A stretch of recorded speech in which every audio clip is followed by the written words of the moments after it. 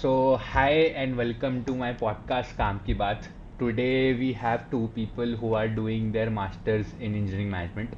One almost completed now. So, आज का episode will be for people who are thinking of doing a masters in US and especially in the field of engineering management. तो थोड़ा बहुत क्या है course, कैसे admission मिलता है, क्या जॉब अपॉर्चुनिटीज़ है, इन दोनों की जर्नी क्या रही है. So will compare all of that. उससे पहले थोड़ा एक brief intro from both of you कि what have been your career like, कि क्या पढ़ाई की है, क्या कहाँ कहाँ जॉब्स की है. Okay, so hi, my name is Lucky Singh Kachawa, and I'm currently pursuing my master's in engineering management, MEM in short, from Duke University. Prior to coming to Duke, I was working at a startup called Let's Crypto and then Tricon, and also Tanex.5. I was an operations manager, then I became a product manager, and I've been working in startups. I guess that's pretty much about me. Cool. So hi, my name is Aryan Chaudhary. I also started my journey with Ayush, Bhaiya and Lucky at VIT. I was doing my bachelor's in mechanical engineering. Spent a couple of years in just like fiddling with robotics, mechanical engineering, and also CS and hackathons, and that was the highlight of the career back then. After that, just moved on to work with BlackRock for 2.5 years in the role of a product developer, and was working with their portfolio solutions team within US Wealth Advisory. Was working primarily on making scalable data products for them, and was working with portfolio advisors and portfolio customizations and learning the finance side of things. Then moved on to do my MEM, which is the topic of the discussion today, at Dartmouth College. So for the last 2 years, I've been with Dartmouth. Was working with a couple of companies like Amazon and SAP in the middle, and got a chance to work for a healthcare startup. So I moved to US with the focus of getting into health tech. And that has been the journey, starting from a product developer, moving on to being on the product management side of things, and diving my feet into some of the entrepreneurial ventures or just starting something of my own eventually. So essentially both of them started as mechanical engineering but took different parts. One in a conglomerate, BlackRock, and another one took into startups, and then both eventually made it to an MEM course. तो पहले let's understand कि MEM क्या है, how is it different from other courses like MS या फिर MBA. तो how, मतलब basic differences क्या है, if you can take that up. ठीक है, तो मैं थोड़ा शुरू करता हूँ लकी ऐड ऑन अगर मैं कुछ मिस कर देता हूँ. तो MEM इज बेसिकली, अगर मैं शॉर्ट टर्म्स में बोलूँ, it's like an MBA for engineers, और MBA for engineers who want to stay in tech, or who wants to stay in touch with the roots of their engineering. So it's called Masters of Engineering Management. So most of the people who join the MEM programs are coming from an engineering background, with few exceptions. Some coming from financial backgrounds and other stuff, but from core engineering backgrounds. And even we'll talk about this in detail बाद में, पर process यही होता है कि जो engineers अपने field में बहुत अच्छे रहें but want to move into managing these tech products or managing these engineering ventures and companies and divisions, वो MEM करने आते हैं. अलग अलग बहुत सारे divisions होते हैं कि एक product management एक कोर स्पेशलाइजेशन है, और एक एंटरप्रेन्योरशिप कोर स्पेशलाइजेशन है, या फिर मे बी फिर field wise health tech core specialization and stuff like that. But primarily simple शब्दों में it's MBA for engineers who want to stay in tech and want to manage products with being in touch with the product side of things and the management side of things. And lucky अगर कुछ miss किया मैंने तो. So the beauty of MEM is that you don't need any work experience to do this degree. In US you need to have at least 3 or 4 years of experience. Like here in Duke, median experience for every MBA student is like 6 years. But in my program there are many people who are just freshers or have 1 or 2 years of experience. So work experience not a big requirement. And yeah, it's open for any, and the prerequisite is like you need to be a STEM graduate, a bachelor's in STEM. So I have people who have done finance degrees, as Aryan said. I have people who are econ majors, etc., who are doing this degree. So yeah, only prerequisite is that you need to be a STEM graduate. Got it. So as you said कि it's an MBA for engineers.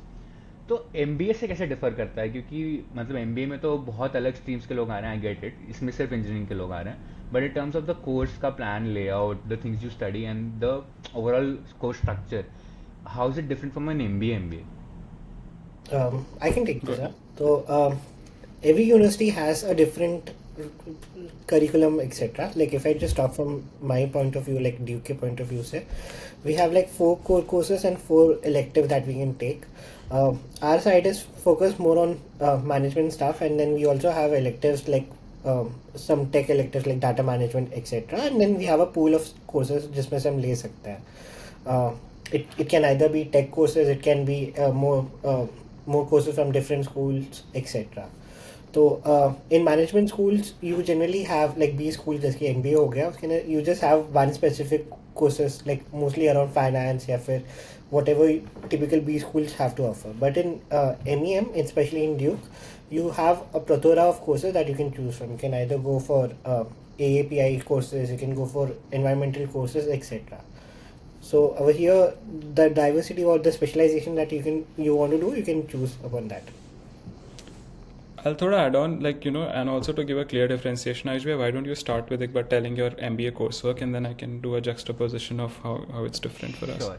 So my MBA, particularly like in India, in general 2-year MBA.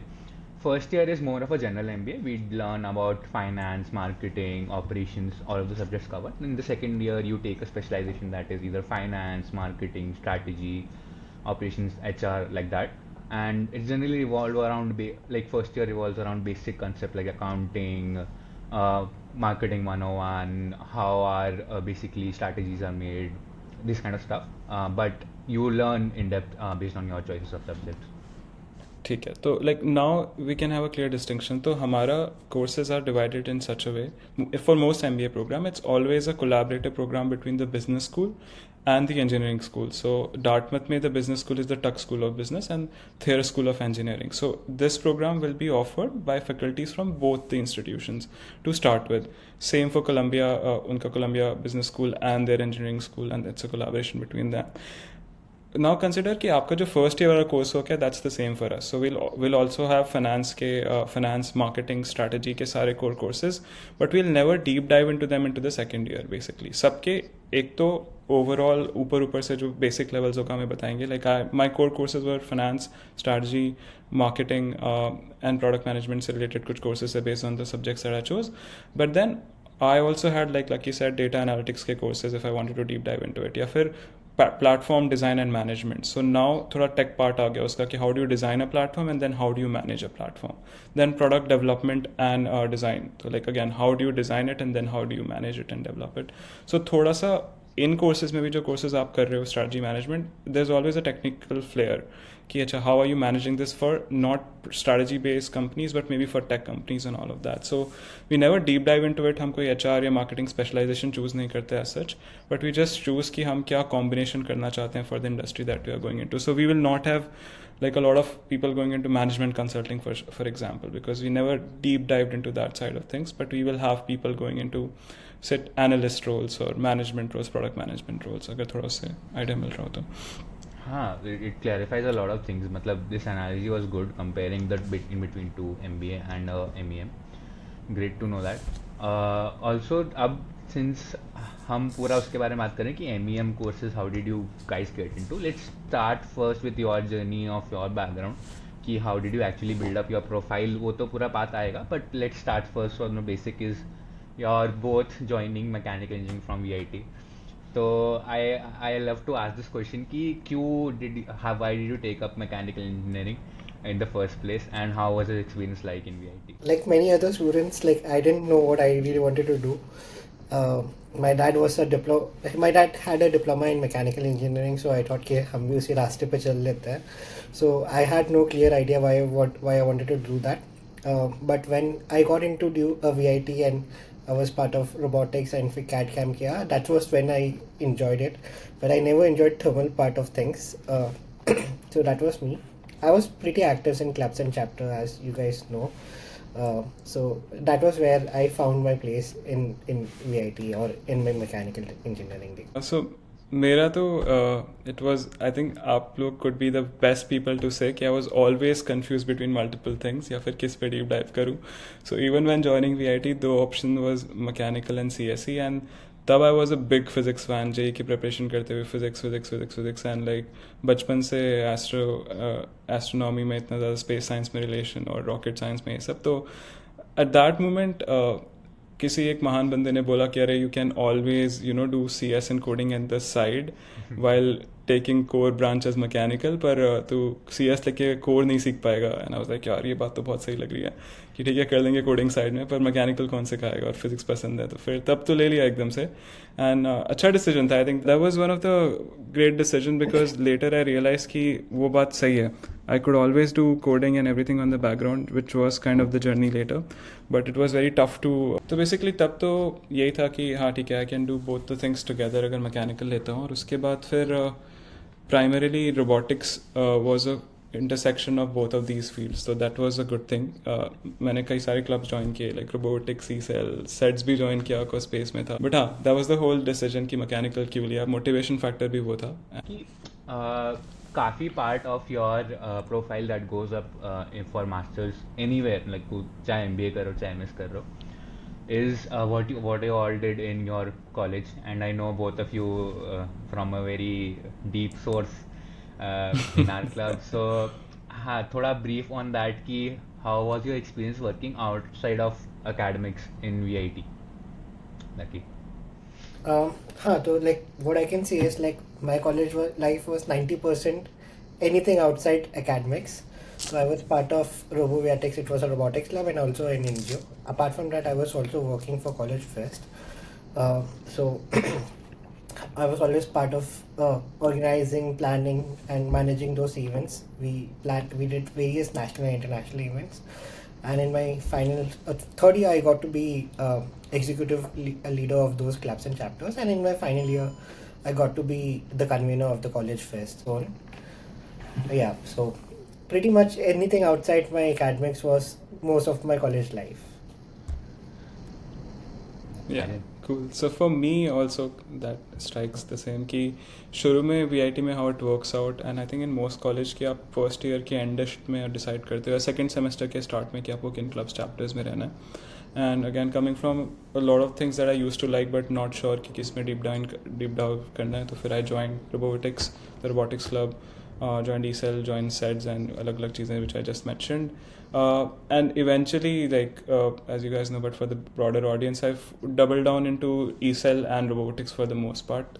ECEL was the entrepreneurship cell to just see कि how startup work, because the broader aim हमेशा से यही था कि at some point I want to start something of my own with the passions that I want to dive into, but like हाँ खुद का कुछ शुरू करना है. तो ECEL was one part, just focused on to robotics and academics. Never left academics as such because again profile building का एक बड़ा part was also getting a good CGPA, not just here but अगर मैं आगे भी कहीं apply करता है कुछ भी. And I genuinely really loved all the subjects, to be honest, like mechanical के सारे courses या जो भी lectures मैं ले रहा था, तो that was also a big portion. I wouldn't say कि it was a 80-20 effort between academics and outside life. I would say it was a 50-50 जहाँ पे clubs and chapters अपना एक side ले रहे थे, but like academics and profile building from the aspect of research papers ये सब भी was taking 50% of the time. So gives a very two-sided perspective, because Lucky का मुझे पता है was had never dreamt and made the plan for doing a masters, but you on the other hand काफ़ी पहले से you had decided कि masters तो करना ही है, maybe M.E.M का not sure, that you decided later, but हाँ तो you focused more on academics. Lucky on the other hand did not, and moving forward after college as well you landed up a job in conglomerate, whereas Lucky का काफ़ी अलग path था in startups. So both of you, on how was your work experience like, how did you land up with that job, and what all did you learn, कहाँ पे क्या काम किया ये सब.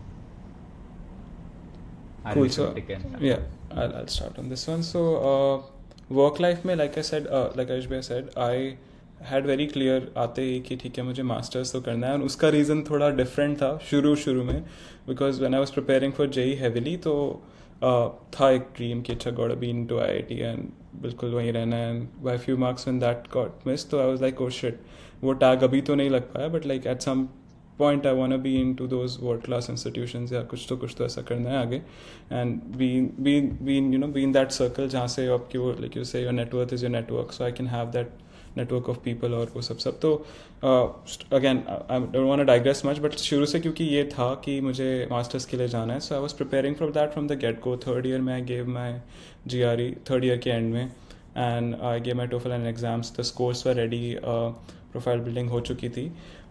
Sometimes after the fourth year started like आपको एक decision लेना होता है कॉलेज में कि आप पैट के लिए बैठ रहे हो कि नहीं प्लेसमेंट्स के लिए, and if you are sitting तो आप मास्टर्स के लिए नहीं जा सकते, ऐसा कॉलेज हमारे ने लाइक रिस्ट्रिक्ट किया हुआ था.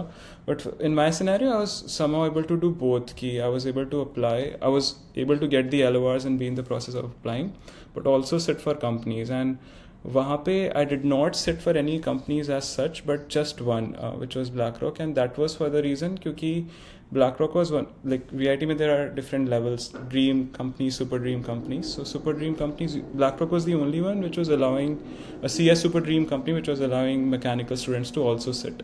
So I was like, oh, इतने साल कोडिंग किया है, 2-3 साल हो गए तब से कर रहा हूँ, तो let's see where do I even stand in front of those people, कि क्या मैं कर भी पाऊँगा, will I be able to cross those exams और उनके बीच में. Luckily that worked out, and to be honest, like I'll be very frank, BlackRock was never a plan. Like I didn't even know, like someone would find it very funny now, but I didn't know what BlackRock is, like क्या करती है, क्या है company. None of Exactly. us, when you landed the job, none of us did, and now we think like BlackRock कैसे नहीं पता Exactly. So वही like now when I sometimes meet people and say, oh, I used to work for a company called BlackRock, they're like, why are you saying for a company, like we know what it is. But तब मेरे को बिल्कुल idea नहीं था, and it was purely from the perspective of seeing where do I stand in front of everyone. And I was very clear in my interviews also with the manager who was taking my interview कि I have given my tests, and even it was like a thing कि आपको internship मिलती है and then it converts if it converts. So I told them कि even if I get the job, like after the 6 month, I will decide on the basis of experience of 6 month कि मुझे masters के लिए जाना है कि नहीं. And I wanted to be clear ताकि मेरे मास्टर्स के प्लान में कोई प्रॉब्लम ना आए बाद में. Somehow they still hired, and after the 6 month I realized कि मैं यहाँ बहुत कुछ सीख रहा हूँ. And apart from the सीखना वाला part, it was also कि मैं बहुत कुछ अलग सीख रहा था. लाइक अगर if I go back when I was working अपने अलग अलग चीज़ों पे, तो कभी भी मनी की नॉलेज नहीं थी कि हाउ डज मनी मूव, और फाइनेंशियल साइड ऑफ थिंग्स का कोई नॉलेज नहीं था. BlackRock in 6 months like gave that बहुत ज़्यादा बड़ा पर्सपेक्टिव कि समटाइम्स हमारा व्यू बहुत फरोशियल होता है कि हम छोटी सी चीज़ों में देख रहे हैं कि अरे एक प्रोजेक्ट बना दिया, एक प्रोडक्ट बना दिया, but how does the world move. तो फिर वो 6 महीने बहुत अच्छे थे. I was also very lucky enough to get a very good manager जिन्होंने काफ़ी अच्छे से गाइड किया, and then was open to me कि आप जाना चाहो तो जा सकते हो, बट मैं रिकमेंड करूँगा कि spend some time here and then गो.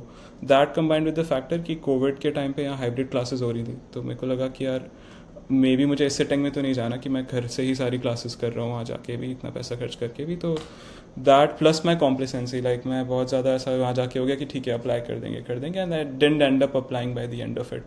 सारे फैक्टर्स मिला के I ended up spending like choosing a decision to BlackRock में काम करते हैं. 1 साल काम किया, फिर then again had the option कि अच्छा इस बार अप्लाई कर देता हूँ, बट उस बार फिर आई वॉज एडमेंट कि अब 2 साल तो कम से कम करके ही जाऊँगा, because the first year was work from home for me for BlackRock, and काफ़ी चीज़ें आपको जॉब में जाके साइट पे जाके सब समझने को मिलती हैं. Then it was in Mumbai also, तो वो भी अच्छा फैक्टर था. तो 2 years वर रियली गुड. मेरी टीम मोस्टली US में थी, हम 4 लोग इंडिया में थे, तो we are working with them, समझ रहे थे. Like for me, like I said, मेरा रोल था प्रोडक्ट डेवलपमेंट और technology analyst in US health advisory division. तो हम बेसिकली ये कर रहे थे कि जो पोर्टफोलियो एडवाइजर्स को एडवाइस कर रहा है BlackRock, उनके लिए हम क्या स्केलेबल प्रोडक्ट्स बना सकते हैं कि वो BlackRock सर्विसेज को यूज़ करें और हमारे प्रोडक्ट्स को अपने पोर्टफोलियोज में इनकलकेट करें. Basically in freemium kind of model पे हम प्रोडक्ट प्रोवाइड करा रहे थे पोर्टफोलियो एडवाइजर्स को. तो वहाँ से बहुत सारी टेक्निकल चीज़ें समझने को मिली, बिजनेस चीज़ें समझने को मिली, और मनी वाइज. तो ये पूरा एक्सपीरियंस था. 2 साल वहाँ पे रहा after internship, and and then made the decision कि अब टाइम आ गया, let's go on to what करना जो था. लकी मेरी स्टोरी काफ़ी वियर्ड है, it is kind of funny as well. कि जब when I was giving my boards exam, मेरे पापा को ये भी नहीं लगा था I'll get into MET, but luckily I somehow got into VIT. and VIT से आने से पहले मेरा था कि लाइक ठीक है बैचलर्स करेंगे और फिर USA में जाके मास्टर्स करेंगे. But when I completed first semester at VIT, तो मुझे लगा कि भाई मास्टर नहीं होने वाली है, जितना पढ़ना था पढ़ लिया मैं, अब इसके बाद सीधा जॉब ही करूँगा, कभी पढ़ाई नहीं सोचूंगा. तो I joined Tricon. I was one of the co-founders, worked over there. We were startup India recognized startup. Tried it for a few months, but we were not able to sustain it. Then I joined one more friend of mine in a crypto startup with whom I worked on the Celebrify startup. Worked there for 3 years. During my time at that crypto startup, I helped the company grow from 0 to 1. And like when I left, the company was evaluated like $100 million. So I was working as a founding member, working as sometimes as a offline salesperson, sometimes the VP of customer relations, etc. But my main role was like operations. I was leading the support team and then looking into day-to-day operations. Uh, and then I moved to product management. You plan a product, you do your research, and then you get a product built, and you get it into market. You work on marketing it out, etc. So that's how I got into product management. But then I realized कि ठीक है credibility बहुत जरूरी है, and that's when I started thinking into doing masters. And luckily I had friends who were already doing MEM. From them I came to know about MEM, and that's when I started looking into MEM.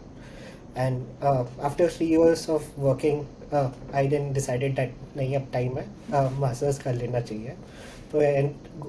So I'm here doing a masters in it.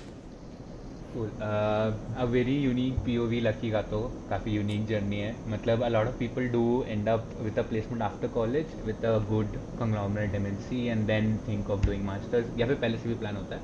But काफ़ी बार people who do not have a plan earlier, they end up with different careers and then later think कि अब क्या करें, अब तो नहीं कर सकते, हमने पहले तो सोचा नहीं, we didn't build a profile, हमारे पास कोई बड़ा tag नहीं है. But lucky is a living proof कि even if you do not have, मतलब अगर बाद में सोचा है तुमने जाने के लिए मास्टर्स में, if you do not have a big brand tag name पहले से ही out of state out of college, can still work with startups, help them scale up and then apply for a masters support. But हाँ, अब we are at a point कि when you both of you have decided कि बाहर जाना पड़ना है and it's time to apply. तो first of all कि MEM कैसे चूज़ किया out of the courses that are available, and MEM में कॉलेजेस कैसे चूज़ किए? Lucky, go ahead. तो like I was kind of pretty clear कि हाँ मुझे MEM करना है. Like I was kind of confused between MEM and MBA. So I spoke to few people and then I realized कि MBA के लिए like you need to have at least 4 years of experience, etc. So that's when I got fixated. हाँ नहीं, I have to go and do an MEM क्योंकि like I want to see myself working as a product manager, and MEM is one of the best ways to work if you want to move towards product management. So that's how I chose to do MEM. And like for me, I had opted a consultancy service called GradY. They were the one who helped me identify which universities I wanted to target. So before finalizing the universities, I discussed with them ki, like which degree would be best for me. Like I was also thinking between different countries. USA was never in my mind. I was kind of thinking Canada, but back then when I was thinking about Canada and Indian relations were not good. I also had Ireland in my mind, but for the program that I wanted to do, Ireland and UK are not that very famous, and USA is the best option for MEM. So that's when I decided कि नहीं ठीक है, I'll be looking for universities in USA. And then luckily I had a good profile, so I was able to target top universities, and then I was able to get in few of them. So two of my top choices were like CMU, Kalimalan, and then Duke. But I was more on the management side of stuff, and CMU was more on tech heavy part.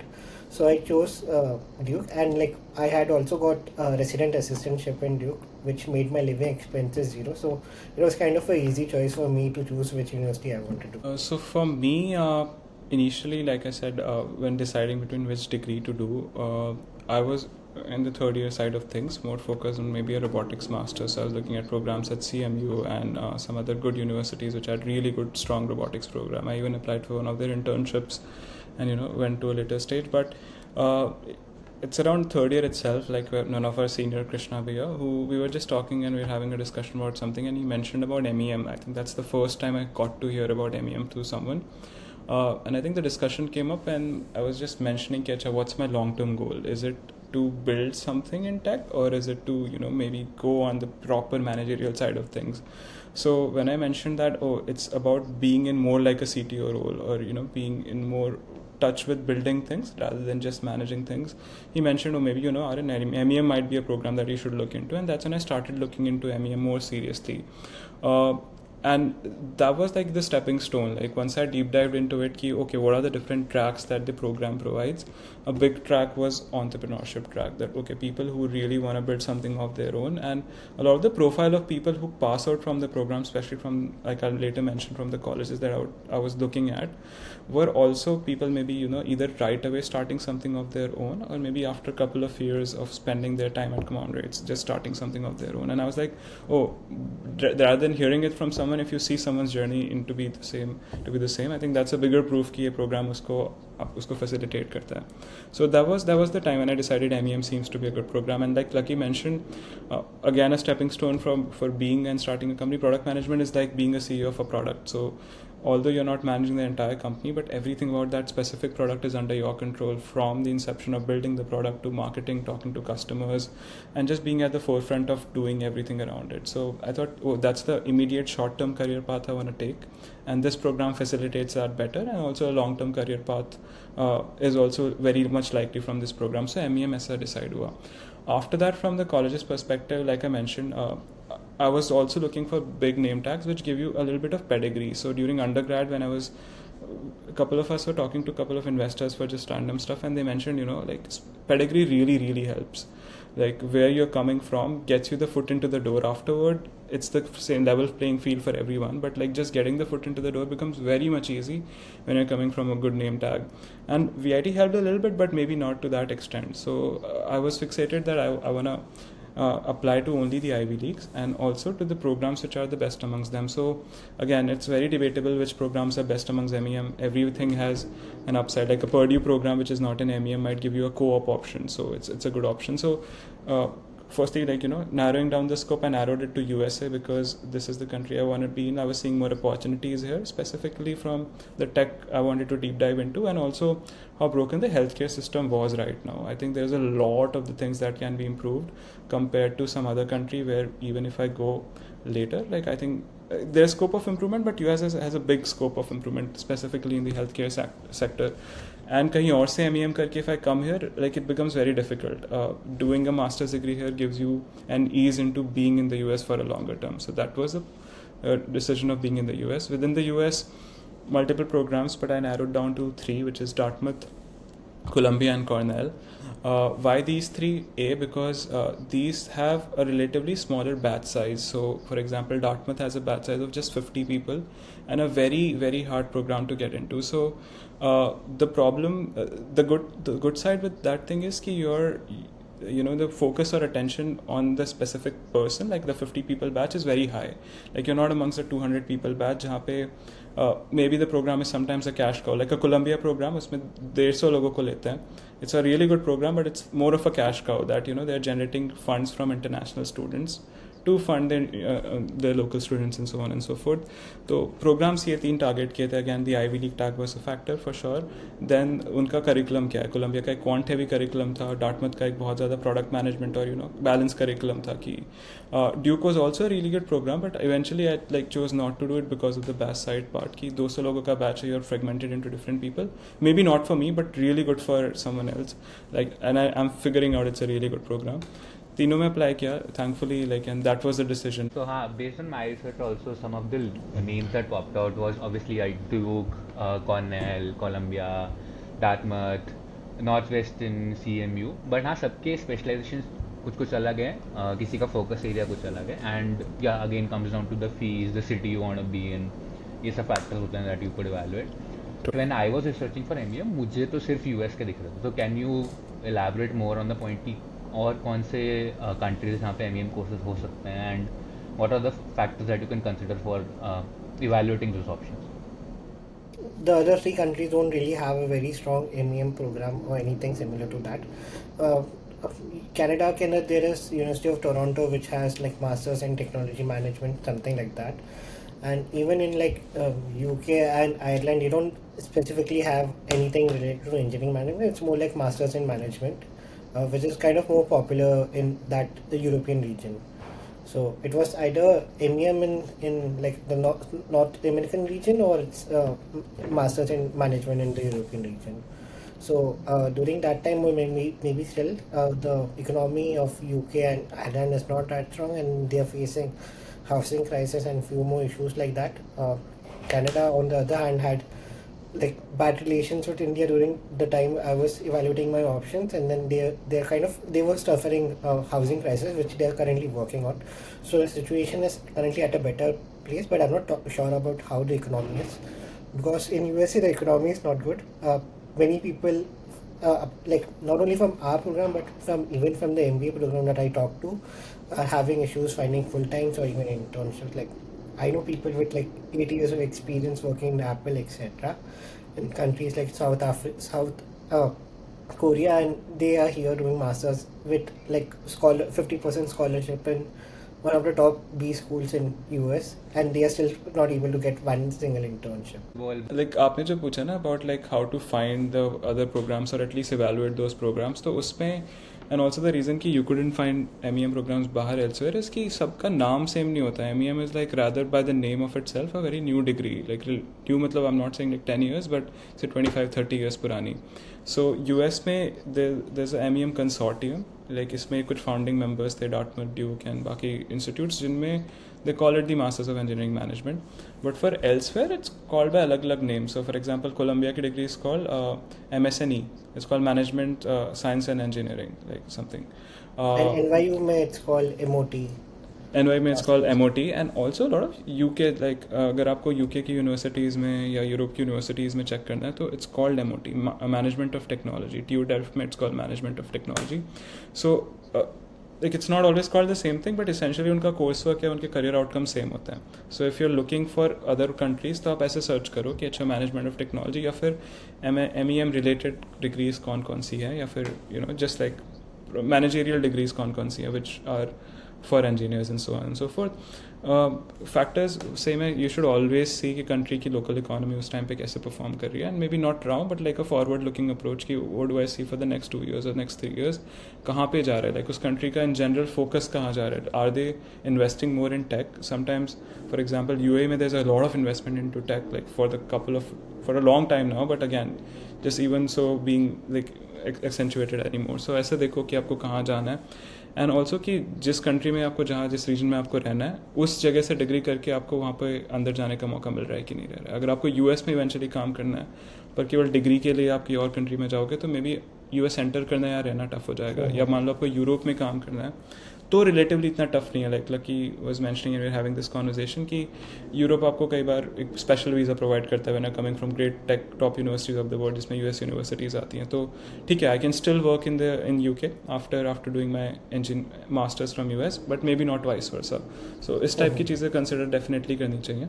And the best thing like for me, I will always go into this कि जो लोग वहाँ पे हैं, जो degree कर चुके हैं और जो डिग्री कर रहे हैं, उन दोनों से बात करो कि भाई आपको कैसा लगा जिन्होंने कर दिया, और जो कर रहे हैं आपको अभी क्या दिख रहा है कि इन terms of learning and in terms of career outcomes. May be मैं MEM किसी से जिसने 3 साल पहले कर दिया उससे बात करूँगा, हिल बी लाइक वो बहुत बढ़िया है because he was passing out during a time जहाँ ओवर हायरिंग हो रही थी कोविड के बाद. लाइक Amazon में मिल गया, कुछ नहीं करना पड़ा. But on the other hand if I talk to someone who is passing out right now, they like this is such hard situation to get a job like from. And even for the career centers in the colleges, right? They didn't have to work as hard 3 years back, but now they have to work really hard. So they never saw the like loopholes and problems in their own system until it came down to actually being a tough market.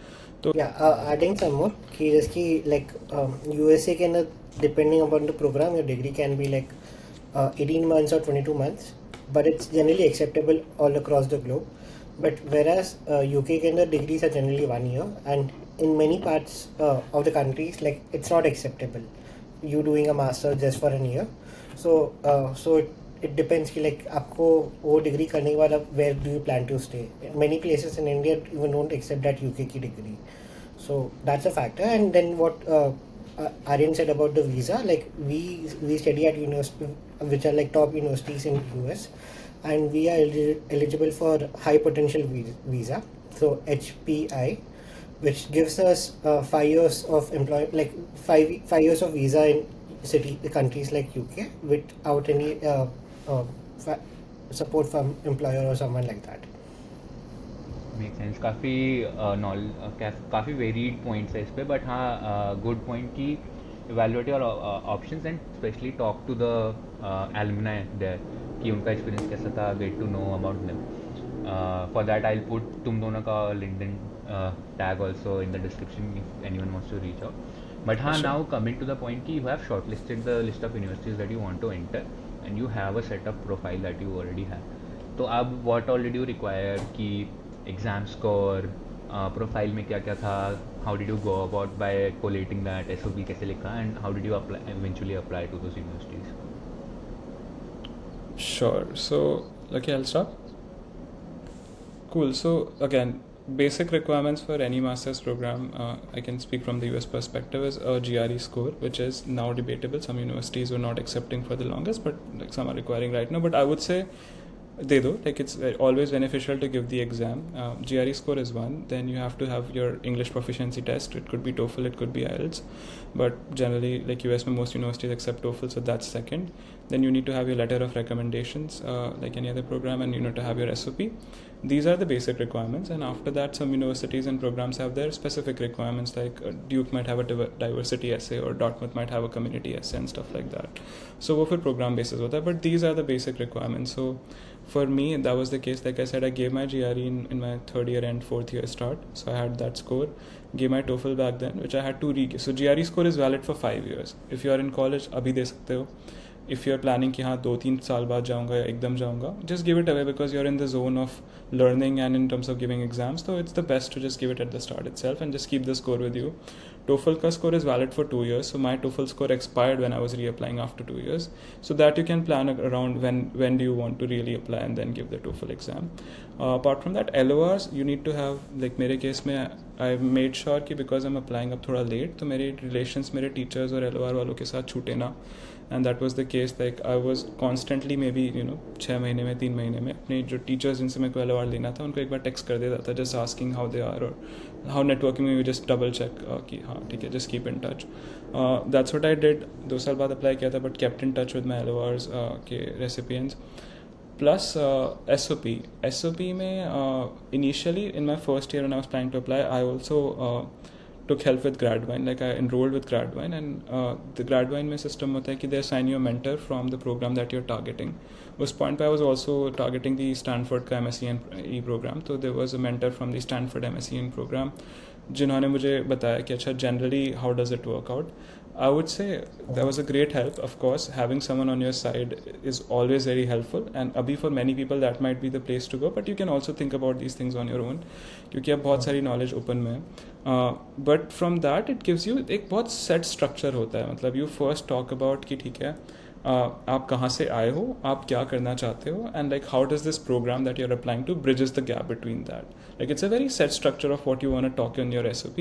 They just want to see you that you're coming with the right motivations and there's a reason behind doing this program rather than just a checkbox on your list to do. So this is a standard SOP structure. You can always play around ki how do you plan to say that in a better or a worse way. But that was the structure. I got to know, understood it, like eventually talking to people and all. Okay, this is the structure. Just show your motivations in the right manner. Prepare kiya and then submitted these documents and it worked out. Like, but yeah, this was the whole procedure. Gave my first exam, college, and then 2 exams, TOEFL के बाद में, and rest of the documents worked out. मेरे case में like I gave it just before I was planning for my masters. So I gave IELTS and I gave GRE. GRE के लिए I never studied, so I didn't get a really good score. I just got 307 out of 340, so which is not considered a very good score or a good score, to be honest. So I only submitted my GRE score wherever it was required. I didn't submit in universities where it was optional or they were not asking for it. So I had initially submitted my score to Duke for my GRE, and then they had a seminar talking about where they said that if you have a low score, it's better to not to submit than submitting a low score. So then I mailed them, and then I asked them to retrieve my GRE marks, which they did. And that's how luckily I got my admit. One point that Aryan brought it out is LORs specifically to professors. One thing I personally wanted to know is ki how much of an impact a LOR has coming from different sources, like a work ex, an LOR from your manager versus a LOR from your professor from college. So comparing these two, how does it work out? So for me, I had like 2 academic and 1 professional LOR. Again, I had 2 years of work ex, and also again, what I've heard is impact wise, comparing the academic and professional LORs, if you have had good number of years of experience, definitely make sure that you do what Lucky did. Ki 2 saal, like 2 LORs from professional and 1 LOR for academic.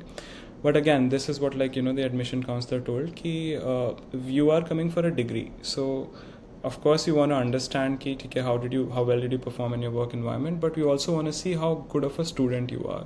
So definitely an academic LOR, a strong academic LOR makes a big impact to show कि when you're coming for a master's degree, will you be a really good student and what do your teachers say about it. So that definitely puts a lot of impact. But that being said, if you have been in the workforce for 3-4 years, at that point you have lost touch of what you were maybe at that point. So your most recent work ex is your professional LOR and unka makes more impact. So totally dependent on where you're coming from. अगर 1 साल का work ex है, I would say get all 3 LORs as academic. अगर 2 साल का है, then you can mix and match, and 3 साल का and so forth, तो तुम दूसरी तरफ you can align on the other way. But that's what I have, like 2 cents on कौन सा ज़्यादा matter करता है. हाँ, ये अच्छा POV था कि I didn't even think कि the college will evaluate how good of a student you are and then would look forward to कि एक academic LOR तो होना चाहिए. Even if you have enough work ex, it makes sense to get one from your manager as well, but still they don't know how good of a student you are, so you need an LOR from your professor as well. Great point on that. Both of you got in Duke and Dartmouth, now planning for the tough part for a lot of Indians, which is finances. Education fee बहुत high होती है, accommodation in general expenses बहुत high होते हैं, and how can someone plan for it, कितना खर्चा होता है and how can they manage it. So a bit more on that. Sure, I'll start like this. Yeah. Cool. So again, when you're applying for programs, तभी थोड़ा बहुत idea आपको होता है कि how much is gonna be the overall fee for my 1 year or for my 2 year programs. But after getting admissions, like how do you evaluate your finances? So on that, firstly evaluate university wise. So for me, I had applied for 3 universities, Dartmouth, Cornell, Columbia, and got into 3. And then I see ki how much of an aid am I getting from the university itself. So a university like Dartmouth was giving a 40% scholarship. So instantly that 40% from my fee got out. Again, some university like, and I know Lucky will mention and double down on that, but they give other kind of aids. Like if you are getting an RShip, which he mentioned, you get some aid from that part. If you're getting some other thing, you get some aid on that part. So firstly, write off, evaluate what are the aids that you're getting from the different admissions, and plan that out. Okay, this is going to be my tuition fee. Now tuition fee is something you'll be sure from the get-go that for my 2 years, this is my tuition fee. This is what I have to pay. Second part comes in, after being at the universities, are there avenues from where I can make money, and how is the on-campus situation at the university itself?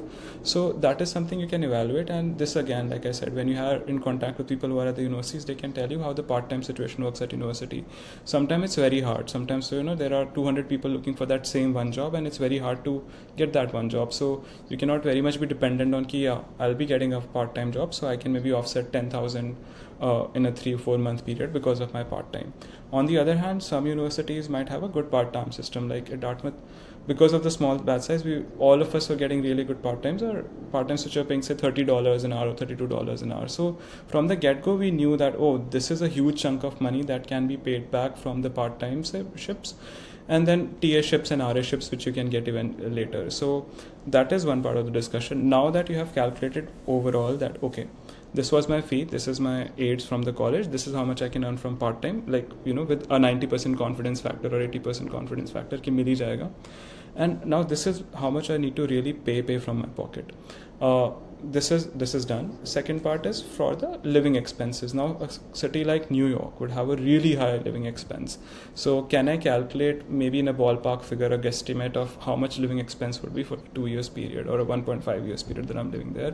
And uske liye there are different avenues. Again, talking to everyone helps. I'm always coming back to that. But also you can just check you can go to Zillow, for example. Zillow is a site where you can look at different real estate places in the US and check what's the rental price for a property in New York, or for a property in Hanover or New Hampshire, or a property in North Carolina, and that will give you an estimate of rent kitna hota hai. Then you can look at the living expenses parity. There are multiple tools you can look at how much will my living expenses come out to be for a month in this specific location.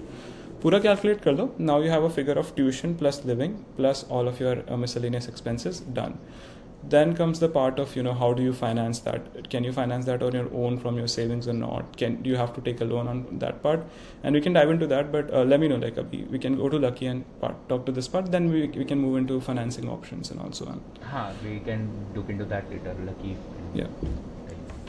Luckily, in my case, when I got my admit, I had not got any scholarship from the university, but I knew there is something called resident assistant, which is also called RA, but it is different from research assistant. So, as I'm resident assistant, I get free accommodation on campus, and I also get some meal points. Uh, I just would be living with the undergrads, and I'd be acting like a warden come a mentor for them. It is very different from what we think of a warden, but it's more like a mentor who is living with them and looking after the well-being of those students.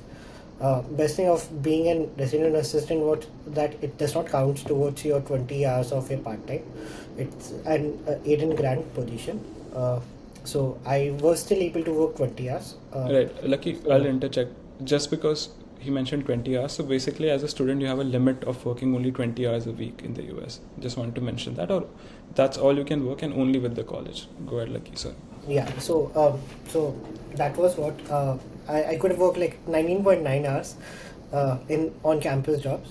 So I was apart from being an RA, I was able to work on campus. Like I was a graduate assistant at one of the centers in Duke, and then later on I also became a TA. So so practically due to the resident assistant position, I had my living expenses zero, and whereas I was able to make some money. So I had zero expenses, whereas I also able to save some money on it. And talking about how I calculated my finance was like I got this offer well before I was joining Duke. So probably around first week of April, I had my acceptance of me being accepted as a resident assistant. So that directly took off my living expenses. So only thing I had to care was my tuition fee, and for that I took a direct loan.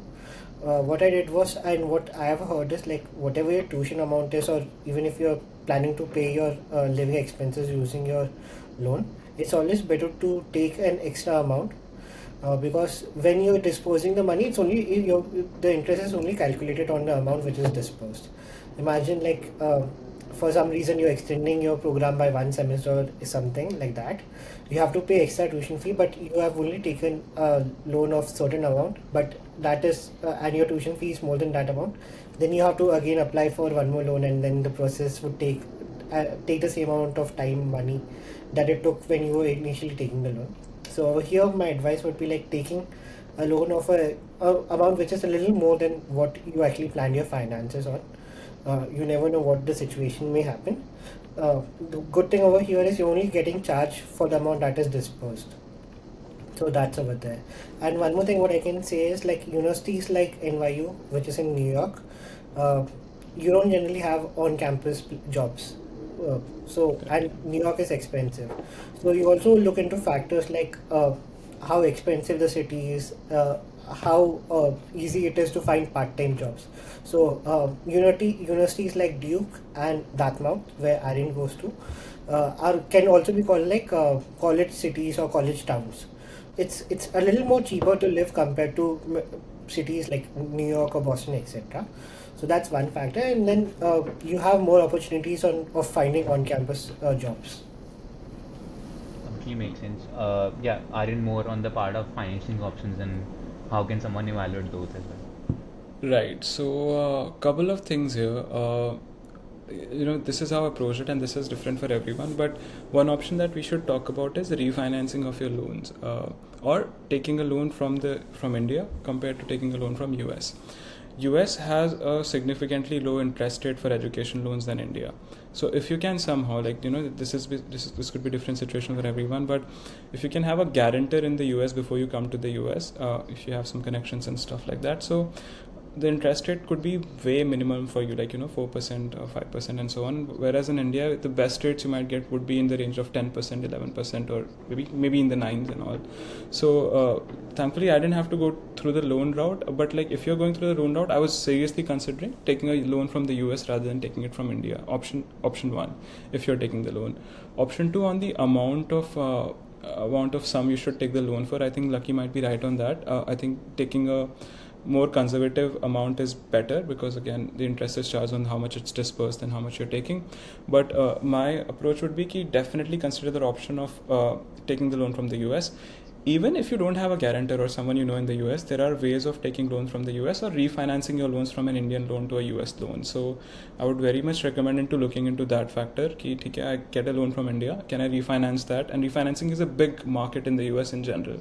Even when you have taken a loan in the US, like you figure out ki, a different company or a different insurance company might give you a lesser interest rate, you can always refinance your loan to like that specific vendor and always save up on that money. Again, this takes a little bit of planning but saves you a lot of money in terms of interest rates are huge for a sum of like 40-50 lakh amount of money. So definitely consider that कि US से loan ले सकते हैं कि नहीं ले सकते और कैसे refinance कर सकते हैं.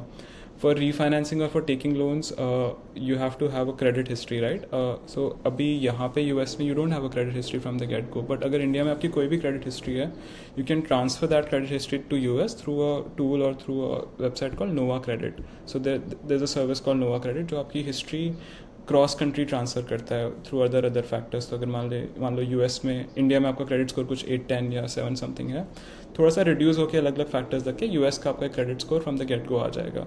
तो that's also a big factor कि उसके बेसिस पे आपको लोन मिल सकता है even though you have no credit history from the get go. उसके बेसिस पे आपको स्टार्टिंग में क्रेडिट कार्ड्स भी मिल सकते हैं जो कि as a student as soon as you came आपको शायद ना मिले. तो you can build your credit history from the day one and so on so forth. तो मैं बस ये बोलूँगा कि दोनों तरफ से देख लो रादर देन जस्ट बिंग फिक्सेटिंग कि यार HDFC क्रेडिट ही है मेरे लिए, SBI के लोन्स ही हैं. Sometimes that might be a very expensive deal compare to a better option here. True. Very So, helpful point there. Lucky. So many students, what they do is once they have completed a degree and they have a full-time job in US, that's when they refinance their loan from India to US, because since you are already earning, we can easily show कि हाँ ठीक है भाई मैं earn कर रहा हूँ, and by the time you were staying in US you would have made a good credit history by then. So it's much more easier to maybe refinance your loan. Getting it done from the day one is always better, but many people, that's what generally people do.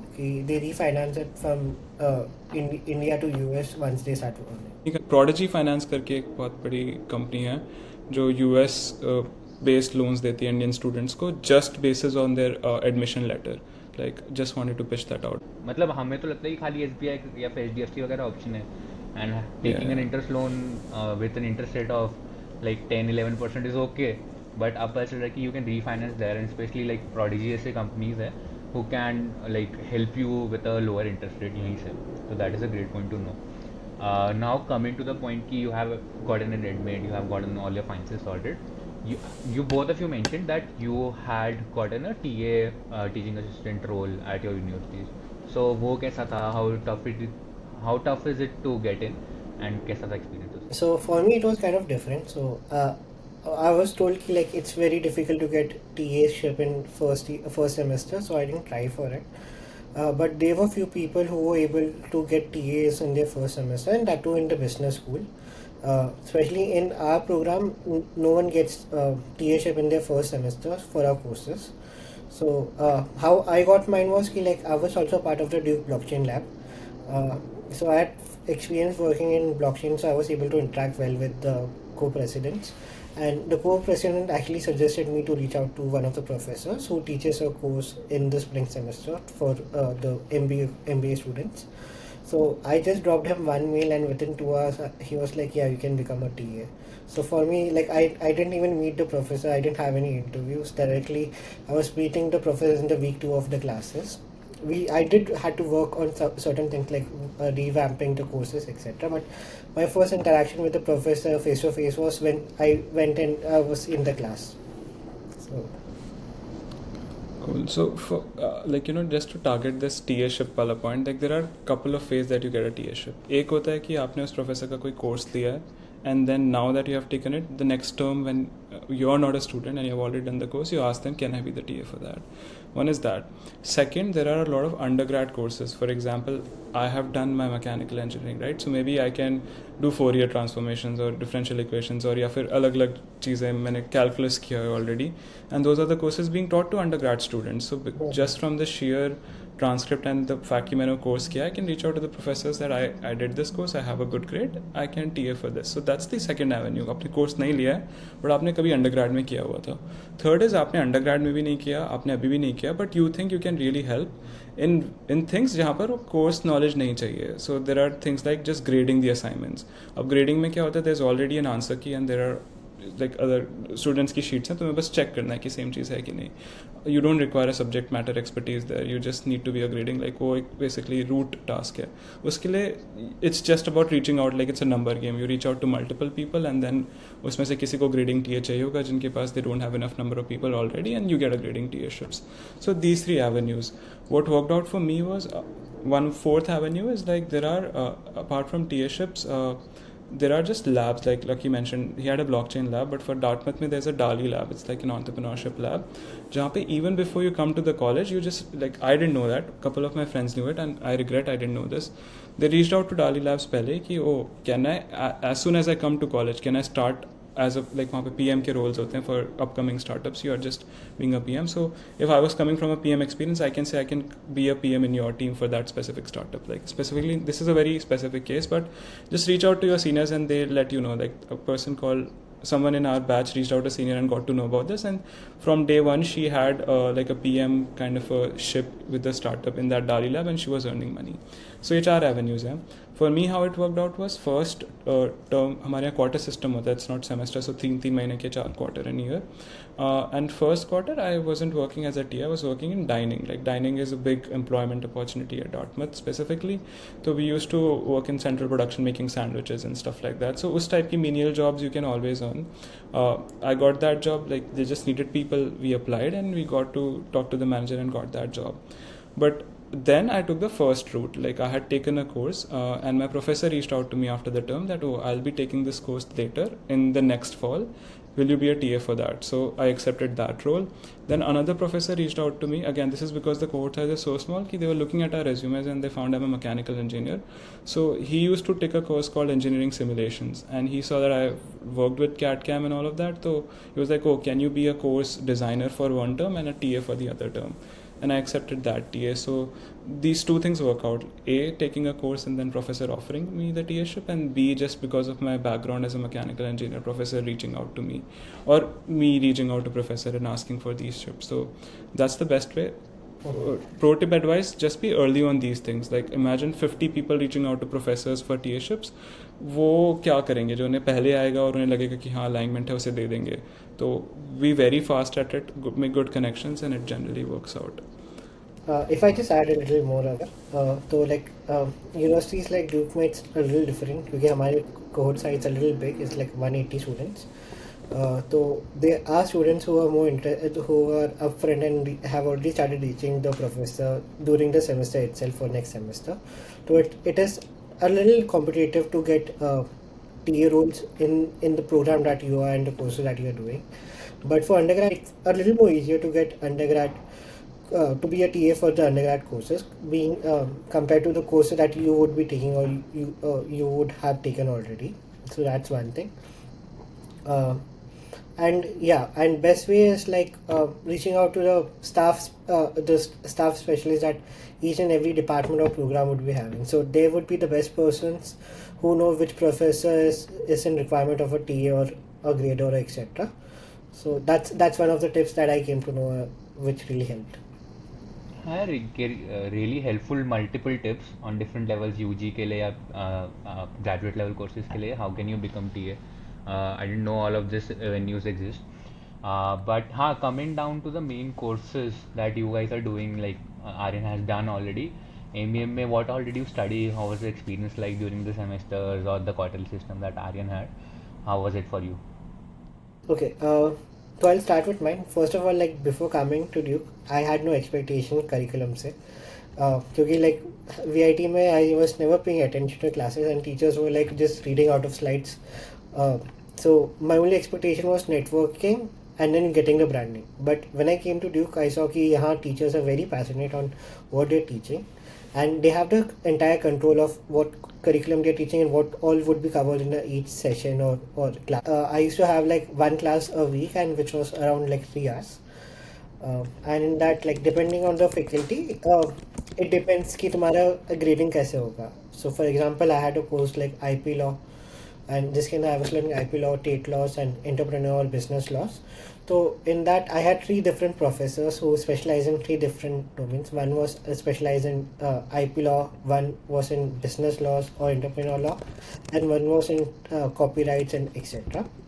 So we didn't have any exams in that course. No exams, no midterms. We just had quizzes in that course. I had one course which was management, in which I was working with a team on different assignments. Like we had to act some situation, or maybe we were doing some interviews. We didn't have any midterms, but we did have a final exam. So it depends on the professor or the faculty who's teaching the course, how he has designed the course. I had a course called Design Thinking and Innovation, in which we were working with a client, helping them use design thinking technology methodology to refine their business models or come up with recommendations, etc. So it varies a lot. And talking about what kind of courses I did, like I've completed 2 semesters till now in Duke.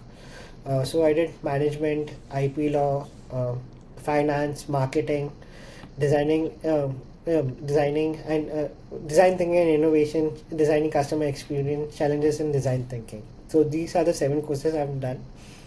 I have one more semester to go. Like in Duke, we can it's actually a 2 semester long program, but we can extend it to the third semester for free. That's what each and every international student does mostly. So when I have extended to one more semester, and most probably I'll be doing commercializing tech innovations or maybe negotiations and sales, etc. Aryan. How it works out for us in quarter system is when you come first quarter, you have 3 courses designed for you, like already decided for you. So 4 courses actually. So one was technology assessment. So technology assessment is a course where it's not like you're not being taught anything in the course itself. Yes, you are taught about how to make presentations and how to assess technology, but the main meat of that course is that you're working with the company to actually solve a problem in that real time. So technology assessment is when I got to work with Amazon Robotics. So during that time, our situation, like how it works out is कि different companies come to the professor, or the professor like sources out these different companies or different projects that the companies want to work on. And then divides you in different teams based on your preference of which company you want to work with. And for the next 3 months, what you're doing is you're accessing a specific or a set of technologies for them, which might solve the problem that they come with. So in our case, for example, Amazon Robotics wanted to just revolutionize their employee onboarding process for the people on the factory floor, like the operators and all of that, using some LLM solution or using any solution. They were very open-ended. Like what solution can you use to just maybe change that onboarding process or fasten and better that onboarding process. So again, हमें course में सिखा रहे थे how do you assess these different technologies, what are the different frameworks for that, how do you present this to people in the company itself, how do you make presentations around it. So like there's a bluff approach, bottom line up front, or how do you make presentations and stuff like that. So for the 3 months, that's what we did. Firstly, every week we had meetings with the Amazon Robotics client, understood their requirements, meeting ये सब चीजें. Then we evaluated LLMs, virtual reality, extended reality, और ये सब चीजें. And then we just did an end-to-end analysis for them. Okay, use this technology. And this will be your financial productions, or this is the amount of money you will save, this is the amount of time you will save, and work efficiency and all of that, using the things we were taught in the academic side of things. So ये लेके हमने एक real life problem solve की. Now this is one section of courses. Like this technology assessment, we had DAPL called Data Analytics Project Laboratory. तो इसमें we were being taught data analytics, but उसके साथ साथ again for 3 months we are working with SAP to solve one of their problems. Like उनका एक experience garage करके एक platform होता है. So how do I make sure that उस पर मैं उनकी एम्प्लॉय ऑनबोर्डिंग बढ़ा दूँ या ये सब चीज़ें कर दूँ. So if I am say doing strategy courses, तो how can I work with the company to solve a strategy problem during that time. So these are the courses that I personally really loved because I wasn't just learning academics but also in real time by the end of the quarter solving that for a company. So 2 times work with SAP in this. For platform design and development, a course for DAPL and for technology assessment. Apart from then there are the pure theoretical courses. So marketing was one. First quarter we had marketing. So it's mostly like MBA courses work. It's case study oriented. So you come and you are given a case study, you have a elaborate discussion, and by the end of it, you'd never know what the real answer was. Mostly it's the discussion and how do you approach the problem, all of that. So love that side also. Again, जैसे lucky ने बोला, it's very different from the Indian learning. आपको आके कोई पढ़ा के नहीं जा रहा. It's like you are very actively involving in what do you feel about it, how would you have solved it, and what actually happened in the case. So very case study oriented. फिर we had like other courses like professional learning and all के regarded कि अच्छा how do you send LinkedIn mails or connection requests. That's one small course like जैसे हमारा soft skills होता था VIT में, like first sem में we had that course also. After that it opens up for you like what electives do you want to take. So second quarter से you only have one core and then you choose your two electives for the rest 3 quarters. That's when I chose like things like negotiations. So negotiations was the best course I have taken here. Like it's so good, and like coming from a person who didn't used to think soft skills are that necessary and you just need to learn tech and hard skills and so on, that just changed my perspective of how things work out in the real world. So this is with a guy who had been working in the US Army for like 15 years. He was our professor. He was in negotiations with the US Army and Afghani Taliban networks and just solving those cases for them. So when he used to bring those cases to us, like it blew us away. And again, negotiations भी ऐसा नहीं कि वो पढ़ा के जा रहा है. Every class we used to have a negotiation. Like every class he would bring a role play कि there are 2 teams. इसमें टीम में ये 3 लोग हैं, इस टीम में ये 3 लोग हैं, and then you are role playing these members from this case. You are role playing these members. He used to give us breakout rooms. वहाँ जाके हम 1 घंटा negotiate करते थे from the principles that were taught to us. 3 घंटे की class थी, 3 घंटे की. लाइक आप पूरा प्रिपेयर होके आते थे स्नैक्स के साथ. शुरू की 1 घंटा ऊपर आपको पढ़ाएगा कि अच्छा ये नए कॉन्सेप्ट्स आज आपने सीखे. अगली 1 घंटे की नेगोशिएशन होगी जिसमें आप वो कॉन्सेप्ट अप्लाई करोगे, and then you come with the final assessment sheet की क्या आपका आउटकम आया नेगोशिएशन का. And then we use to discuss कि हमारे ये आउटकम आया और अच्छा इसने एग्री किया नहीं किया, किन टर्म्स पे एग्री किया. And again there was no right answer, there was no right term to agree on, but how did you approach the problem, negotiation approach कैसे की. सो एब्सोल्युटली अमेजिंग कोर्स, मतलब बहुत अच्छा. अगेन ये टक professor का था, तो बिजनेस स्कूल के कोर्सेज बहुत अच्छे लगते थे. They used to be like very very thorough. And then Baki courses were like, I took DAPL, I took law for entrepreneurship and tech. So I had no law degree or background, but now I need to like, if you really want to go into entrepreneurship, you need to learn how to read term sheets or how to register your company. What's the difference between an LLC or an INC? Like इस type की छोटी-छोटी चीज़ें. So just took that course ताकि I don't have to reach out, like I still need to have a lawyer, but at least I can understand और कोई मुझे बुद्धू ना बना दे बाद में या किसी को भी. So that was one kind of course. So every day in class we used to like read term sheets and इसमें मुझे क्या खराब लग रहा है, अपनी term sheet बनाओ. So very very good learning experience I would say. And apart from that learning experience is the people you meet in classes. Like tuck classes में used to meet people again जो 5-6 साल military से आए कोई बंदा, like बिल्कुल ही MBA classes are amazing. I can just imagine how you guys must have enjoyed, but I used to love them because अलग अलग वेरीड बैकग्राउंड से लोग आ रहे हैं. लाइक उनकी लाइफ स्टोरीज इतनी अलग. एक बंदा वियतनाम में टीचर था for 5 years and then just came to us and like came for MBA. I'm like, how did you even get admitted? उसने कहा कि that's not how they look, this is not their angle, they're just looking कि लोग कहाँ से आ रहे हैं. And then he had another perspective of life in general. एक बंदा क्लास में बैठ के बस US का मैप पे कैसा कुछ वो ड्रॉ करता रहता था wherever he has been, and he was just writing things. Like very very amazing people. So like the second biggest learning is like just meeting the people, hearing their life stories. बहुत बड़ा learning. And third तो बाकी फिर like of course your classroom teachings are there, like जो आप learn कर रहे हो अपनी क्लासेस असेसमेंट ले लो. But these has been the courses like law type के. टेक वाले कोर्सेज, डेटा एनालिटिक्स मैंने आपको मेंशन कर ही दिया. एक प्रोडक्ट डिज़ाइन एंड डेवलपमेंट था, तो उसमें हम ऐसा रूम्बा होता है जो घर की गंदगी कलेक्ट करता है. We are making a Roomba for tennis balls that you don't have to ever connect tennis balls, like you're just playing and a pot is like, I was like, I'm coming from a mechanical robotics background, might as well just show those skills. So we did the whole product design development process but for a hardware product. तो उसमें काफ़ी learnings हुई. तो these kind of classes were really amazing. यार काफ़ी interesting और intriguing course design and experience रहा है. मतलब India is eventually catching up to दोस्त. लाइक मेरे MBA एक्सपीरियंस में या as you said case study तो होता ही था, but a lot of professors used to encourage us to get live projects and apply those learning in actual there. But हाँ अभी भी still the course is पुराना designed, अभी तक वही apply कर रहे हैं professors, mid term ले रहे हैं. They don't have that kind of liberty.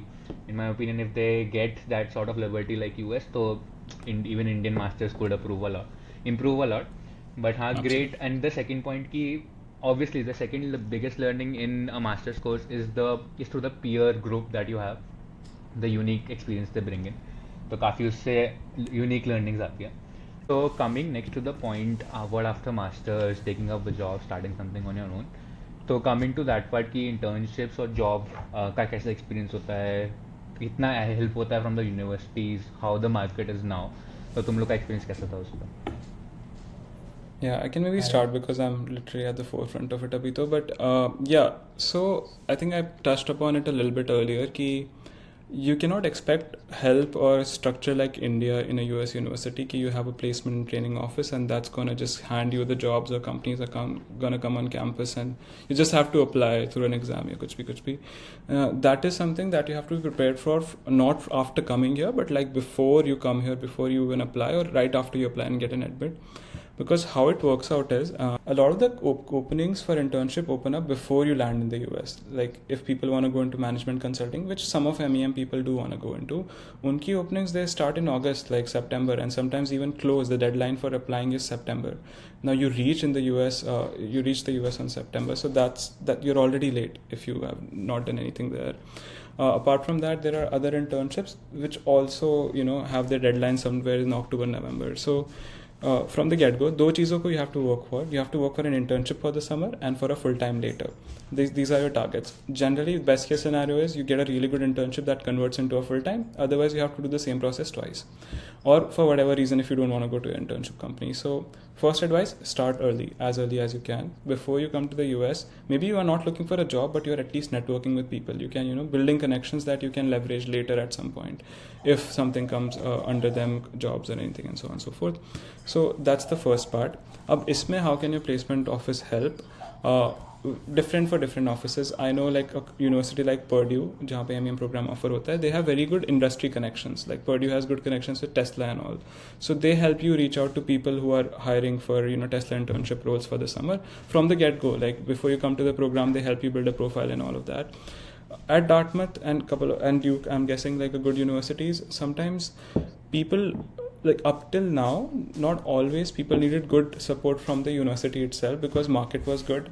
You have a good name tag, so people didn't face too many problems, and the systems are sometimes not very built robustly to make sure कि वो भी आपको help कर रहे हैं. They are just there to just to be in the background. So for example, I'll say from the Dartmouth system, I know everyone in the placement or the career office was really helpful at all points of time, and I don't blame them. But the general consensus in our batch was कि they're not outwardly handing you out an internship, or they won't do that, and उतना उनके पास resources नहीं है because they never needed them. Market was never bad, people were always really good, so they ended up working out for themselves and सब कुछ चल गया. So don't expect कि आपको कोई hand hold करके internship दे देगा. Starting से leverage करो जो चीज़ें वो आपको provide करा सकते हैं, like connecting to alums. They can really help with that, the career office, because they are in connection with them, or introducing you to people that they know.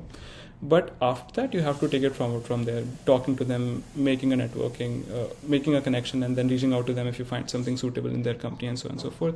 So market थोड़ा खराब है for sure, अभी काफ़ी खराब है. Like 30% of Harvard, I think MBA grads are unplaced right now, and that compounded with the recent administration जो उनके पास है, वो तो क्या, that's different. But like yeah, market is really bad. And we don't know yet कि कितने time में सही होगा. So you cannot come with the expectation that by the time I'm there, the next 2 years are going to be fine. No, like it can very much be the same. So you have to be prepared for the worst. Yeah, that's the advice. In my batch, talking by stats, everyone had an internship. So because we have kind of a requirement that you need to have an internship because it's a course component, 390 is what they call it. So eventually, if like by the end of May-ish तक भी किसी को internship नहीं मिली, then the career office becomes a little active कि oh, let me connect you to someone kind of situation ऐसा. So that's what happens. Sometimes people work on campus, but again, as an internship itself, sometimes एक या दो लोग थे who were working on their own thing as an internship, but everyone somehow worked out by the end. In terms of full-time opportunities, like yeah, I think there still is 10-15% more than that, I'm pretty sure, a lot more than that, who are unplaced and looking for jobs, or people who are working somewhere but are looking for something more stable, like a situation maybe. तो market बहुत खराब. But then also it's working out in the end. Like धीरे धीरे लोग काम कर रहे हैं. The key is that you are literally dialed in, talking, networking every day on LinkedIn, talking to people, and you बस अपना net बढ़ा रहे हो and फिर waiting for the luck to hit in at the right point, basically. Lucky.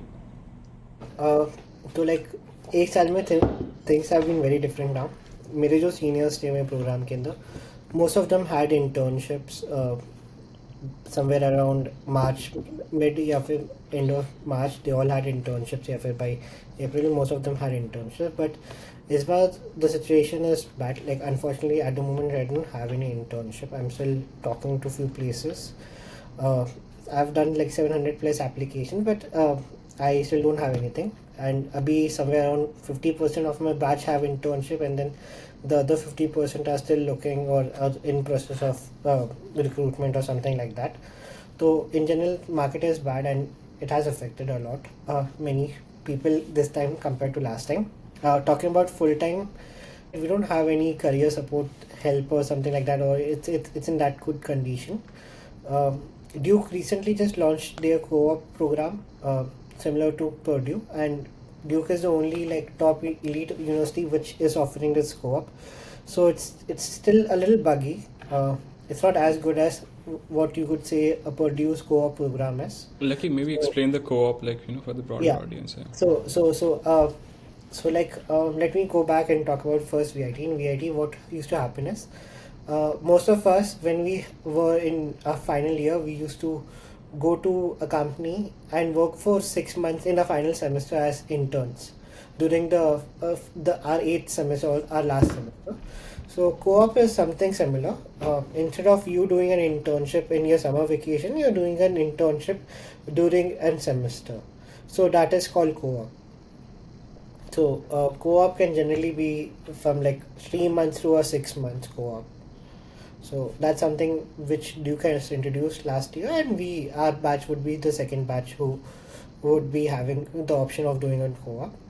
Uh, Last year there were like 3 or 4 people who were able to get co-op because it was launched a little later, so not many people were able to use the opportunity. This time the market was bad, but still there were a few people who were able to get co-ops, and they would be going for co-ops and won't be returning for the next semester, Yeah. and they were So directly returning for spring semester.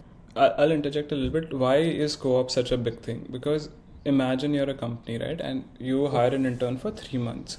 Now, Mhm. 3 months, mate, for you to make a decision sometimes is really hard if you're going to hire them for a full-time employee. And sometimes they just don't feel like, or whatever. And you're also not that important of a person for them in 3 months. You can very much be replaced. Co-op is like, an extended 6 month period. You're working for the same company. You're essentially a full-time employee just while you're also a student. Like anytime during your course, you're working for 3 months for a company. Mhm. Now that multiplies your chance of being hired as a full-time employee, A. And also it makes you a more important part of the company or whatever project you're Mhm. handling. They have more incentive to hire you back rather than teaching someone something again for 6 months. So co-op is like a really big component, and that's why Lucky is mentioning it when it comes to getting hired. And that's why when I mentioned Purdue has a co-op program. Duke now has a co-op program. We also propagated like, for the next batches, please introduce a co-op program because that would really increase their chance of getting hired. The people who are employed in my batches right now are mostly who got converted from the internship and accepted that. I would say like 90% of is the situation for them. So that makes co-op really important. Like that's the part of co-op. So maybe when you're evaluating universities or also also applying, look at the co-op section as well. Like that's Yeah, go ahead. and one more thing what I can add is what my logic says that once you complete your degree, you have like 3 years of STEM OPT to work in US, irrespective of fact that you are getting a H1B or not.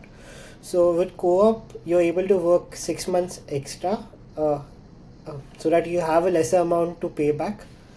So in 3 years, you have a lesser amount to pay back. Makes sense. Yeah. Makes sense. Now coming to the fact कि MEM courses से what all careers can you go into? कैसी companies में you can apply? ठीक है, so I can take the question first. So like it also depends on university to university how they have built their program. So for example in Duke, it's a very flexible program and it's a little more on the management side. So depending upon what you're interested in, you can like take those kind of courses, and then that would lead you to what kind of jobs you're looking for. Generally people in Duke, they go into product management or project management, but there are many people who get into operations, supply chain, uh, management consultation, or project management, etc. So you have a very diverse kind of job role depending upon what field you want to get into. So we have few people who are interested into sustainability and environmental side. They get into environment consultation or into chemical engineering, something like that. So yeah, Aryan, on the kind of job roles you can get in after MEM. So basically, to check what kind of roles you get into, I think most of the universities have a career outcomes page also. So I was also looking directly into that. So like, can I share screen with the career outcomes page? You can see this, right? Yeah. Okay, cool. So basically, again, this is true for most of the programs, but let me just bring into this.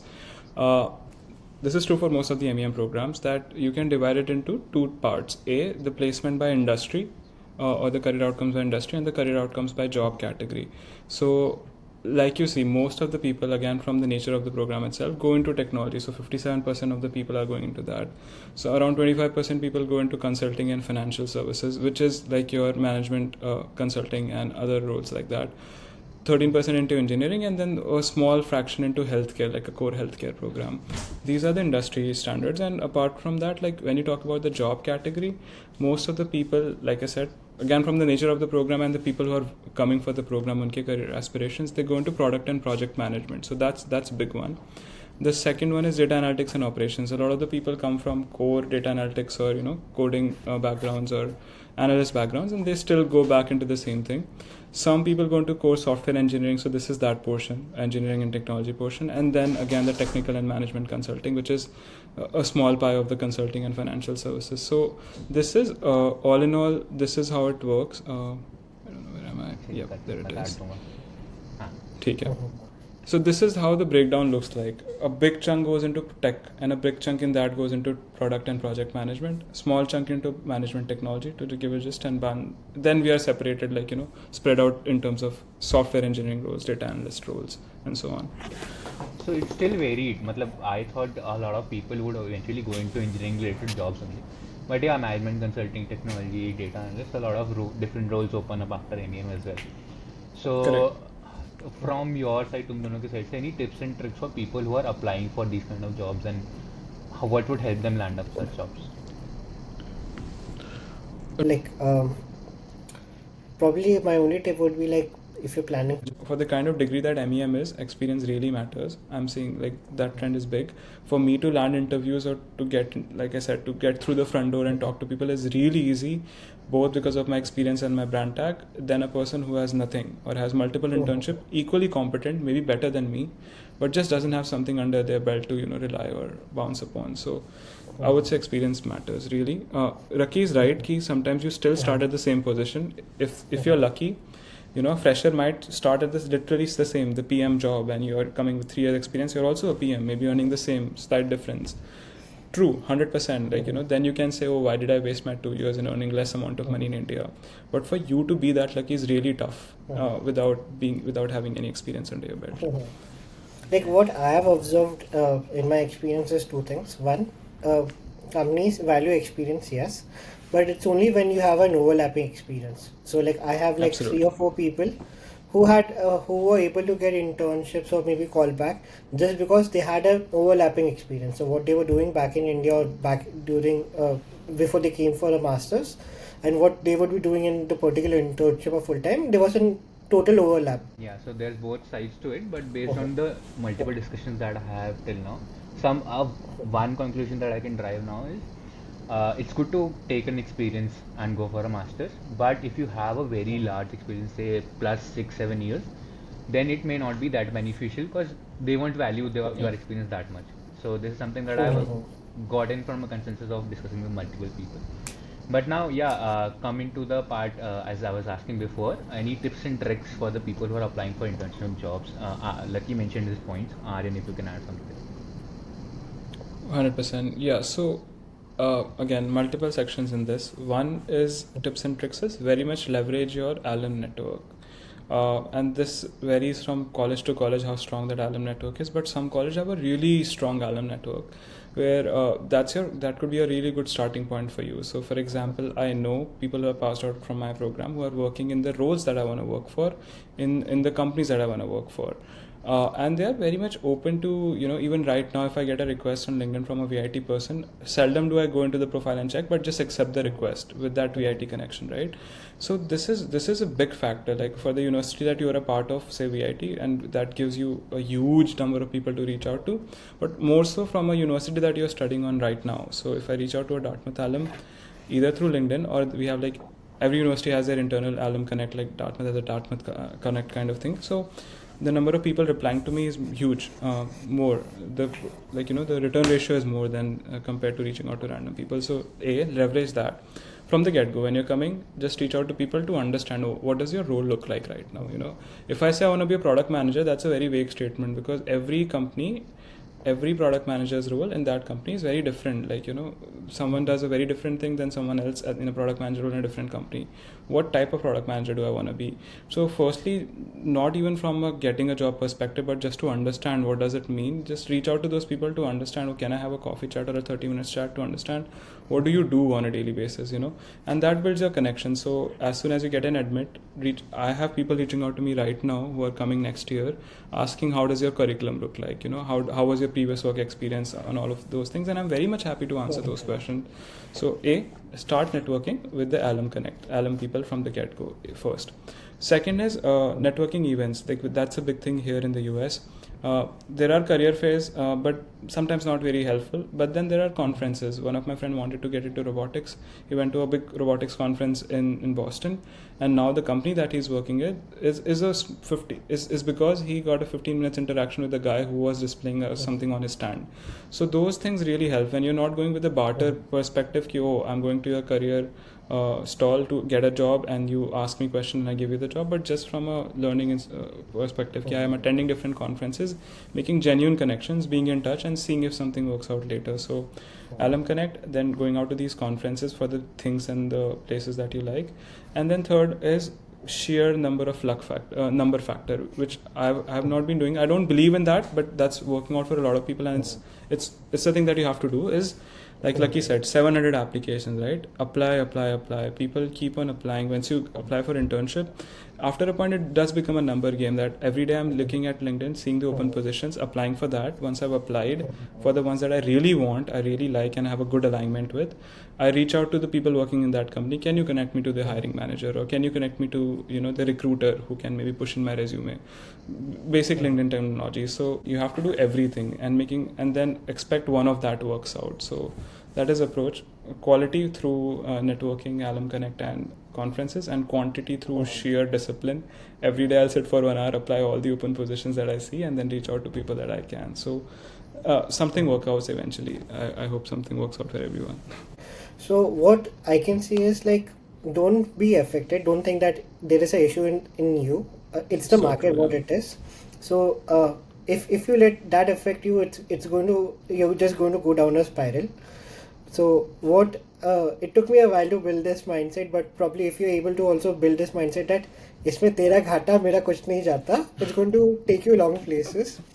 Because I can see that after a while it's going to affect you, especially in March, April. That time you're going to be pissed very bad. Best what I can suggest is, if you are a working professional back in India and you're working for an MNC, try to get a cushioning by try to talk to your manager or the company that you're working for. Try to get an offer back in one of the US teams, so that you have a cushion, a fallback. And what it does that it gives you a more confidence, or it gives you more chances of being more vulnerable or trying something out of the box. So even if you don't get something, you have a cushion that you can fall back on. This is so true. Like you cannot go into that spiral there's a blame in me, because the market is at fault, not you. And after, in India, you cannot imagine I'm applying to 5 companies and I don't get in. I'll be like, oh damn bro, what the fuck. But here you cannot be with that mindset, because it's a different playing field. So you cannot just have the same mindset. It's so important to accept rejection without affecting yourself in that whole procedure. Like bottom line, from the day that you apply, think if I'm applying at 700 places, 690 is going to reject me, 10 are going to interview, and maybe something like that happens. So very important. And also the cushion option. So when I was at BlackRock, I got an internship at BlackRock only at the New York office after coming here. So leveraging that is also really important. First, reach out to them. I think I missed out that, like you pointed on that. If you're working, reach out to them. Initially I got there. I did not end up taking it because I wanted to get into health tech, but that is so important, because then this mindset of not having anything will be not affecting you as much. So totally really important, both of the points. Completely यार, मतलब even the numbers pointed out, as you mentioned Duke जैसी university से, almost half the batch Exactly. didn't get internship. That does not mean ki you have not putting in effort, and it's just plainly the market. Even that market reflection can be seen in India. My batch during MBA placements were not great. 2 batch पहले placement were amazing, तो उसको देख के सबने admission ले लिया, but अब बाद में सीन हो रहा है. It does not mean that अब प्रोफाइल खराब है या अब तुम उतना एफर्ट नहीं कर रहे हो. इट जस्ट सिंपली मीन्स कि मार्केट खराब है. Wait for it, put in your effort, you will get something, but you need to keep that moral high. हाँ, सिंस की मार्केट इतना खराब है, a lot of people actually want to go into entrepreneurship, and some are forced to go into entrepreneurship. And Aryan, I know, is someone who's working on an entrepreneurship venture. So thoda based on that, ki how is it for a Indian student to start an entrepreneurship venture and work in one, and what are you working on, Aryan? Playing field is not leveled for international and local people here, be it in terms of finding job or the question that you ask, entrepreneurship. Because up until very recently, you cannot have a company of your own with 100% equity. You will have to have a co-founder which has majority stake, and then you're working as a salaried employee because of the visa restrictions and those things. There are couple of avenues of how you can be an entrepreneur as a student, as an international student in the US. One of that is which used to be the earlier case ki theek hai, during college I found my co-founders, I have an idea to work upon, and I have a co-founder who is a citizen. We are working on that idea together. They register the company under their name, and then we keep on we start working on that. I'm a salaried employee or a employee on paper, and then we keep on working on that. Now things have changed. Now there's a rule that even on an OPT, which is like after being a student, master student, you get 3 years of OPT, 3 years of work authorization. You can have a company registered 100% on your own name, and you can be working as your own employee rather than as someone else's employee. This is from the legal standpoint, but from the standpoint of how do I start, how do I think, what do I have to work upon, and things like that. So do cheeze hoti hain, like you said, like there's someone who know they want to work into, or there are people who just want to be an entrepreneur and then figure out what idea I want to take forward. So for me it was always, I think later in the stages of undergrad I realized health tech is what I really something that I really feel very much passionate about. Like I really want to solve the health tech problems if I can with the knowledge that I have. So that was the case, right? From the get-go here, I realized that, okay, I want to reach out to the Dartmouth ke people who are working somewhere in the health tech space, or I want to reach out to people who are passionate as me in terms of solving problems that I see in either the US healthcare system or the healthcare system in general. So we have a competition which is again organized by the DALI Labs, which I mentioned, Entrepreneurship Labs, called the Pitch. So the Pitch is a competition jahan pe early stage startups just on the ideation phase come and present their pitches of what they want to work upon with some level of work that they're already done or research on, and a roadmap of how they plan to achieve it for the next 10 months. That's their timeline. So I had a co-founder, like I had a friend in my program, M.E.M program, and we both were very close friends. So I talked to him that, see, this is something that I really feel passionate about, which is the number of unnecessary testing in the healthcare system, which was more predominant in India sometimes. Doctors have their connections with pathology centers, and so बहुत सारी factors come into play where you are given a big list of tests that you need to get done before you actually solve a problem, or before you actually diagnose something and then go on to the treatment piece. So, and then he also really resonated with that because of a personal story that he had with his dad and all of these things. So we both really connected on the part. I knew he's a really good friend and a co-founder if I see like him. Like he completes the parts that I don't have in my profile, and so and those things. And then we planned, okay, we both will apply for the pitch competition to start with, and let's see how it goes. So we applied for the pitch competition. We prepared for it अच्छे से to just frame the idea better, understand the problem, and define the problem better, then define the solution and the roadmap for the solution better, how we can solve it, what resources we need, what do we already have, and ये सब चीज़ें. And because of the competition, because we were in a strict timeline, we were able to sort out a lot of things on that aspect. Also understand the US healthcare system, because मेरे को इतना idea नहीं था. Because of the competition and that pitch deck, I had to understand it अच्छे से कि what are the different portions and so on. फिर अच्छे से किया, pitch competition में गए, we were amongst the finalists, and we finished as the runner up for the pitch prize and all. तभी we were disheartened because the prize money was some $10,000 grant to directly work on the idea, but what came out of it was कि the entrepreneurship cell people reached Magnuson Center for Entrepreneurship at Dartmouth में, they reached out to us. They were sitting in the pitch, and one of the lady from that, just after the results came to us and gave her card, कि come to us, we really like it and we might have something for you. So Then we went to her. Then they told us that okay, they have a digital health wing, basically incubator kind of, जहाँ पे they are taking digital health tech kind of startup ideas, and do you want to work with that? So then we started working with them.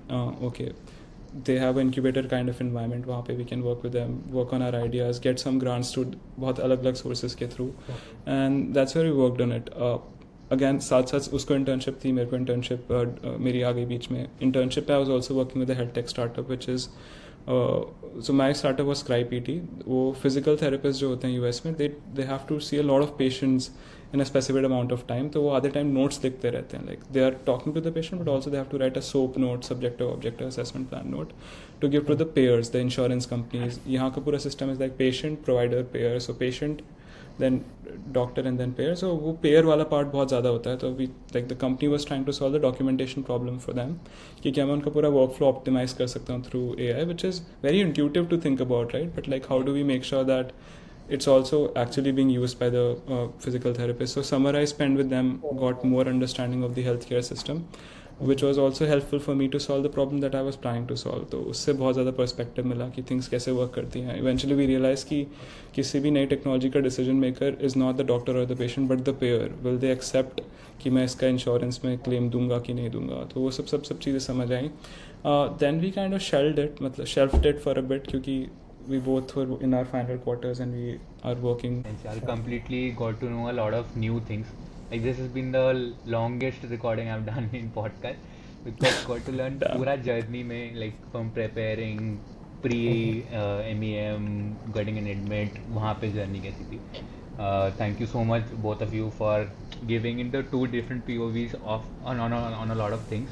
I'll put both of, as I mentioned, I put both of your LinkedIn tags in the description. If anyone wants to reach out, they can. And yeah, that's all. Thank you so much.